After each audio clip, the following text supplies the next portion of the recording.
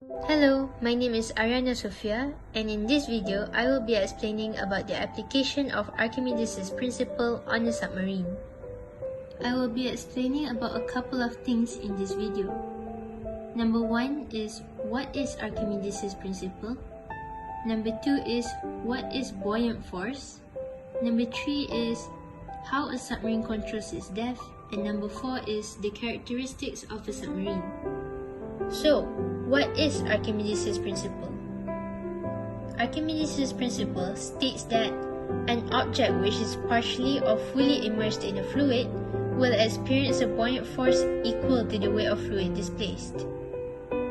Before I get to the application of Archimedes' principle on the submarine, we first need to know what buoyant force is. Buoyant force is the force acting upwards on an object immersed in a liquid when there is pressure difference between the lower surface and upper surface of the object. We need to know what buoyant force is so that we can understand the state of flotation of an object in a fluid. Let's take a look at this diagram. This diagram shows that the weight of the object is equal to the buoyant force. This means that the resultant force is zero.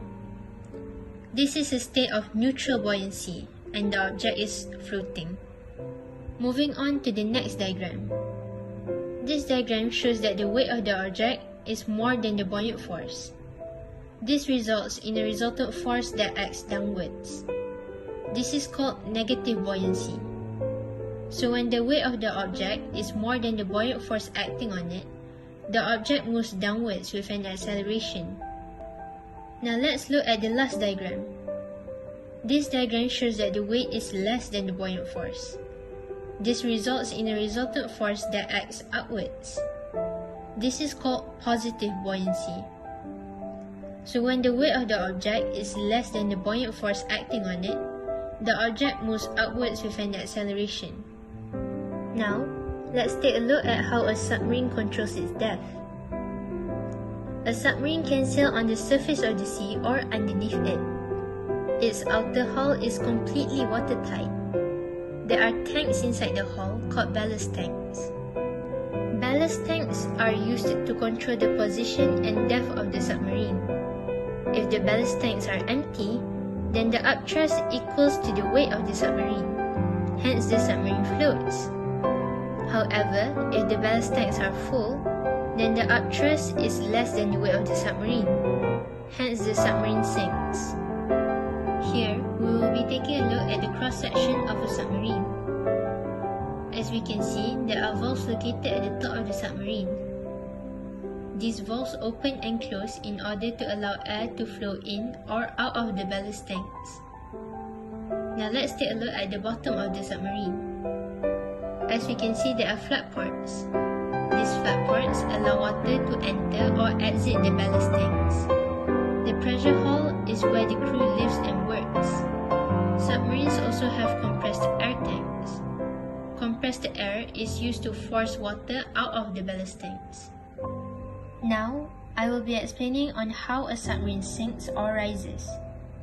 So first, how does a submarine sink? The valves open and water enters the ballast tank. This causes the weight of the submarine to increase. Weight of the submarine then becomes greater than the buoyant force. This creates a net downwards force. Therefore, the submarine dives into the sea. Next is, how does a submarine rise? Water is pumped out from the ballast tank by filling the tank with compressed air. This causes the weight of the submarine to decrease. Weight of submarine then becomes smaller than its upthrust. There is net upwards force, hence it rises. The submarine floats when weight of the submarine is equals to the buoyant force. Moving on to the last part of the video, which is the characteristics of a submarine. A submarine has the following characteristics. A submarine has a streamlined shape in order to reduce water resistance.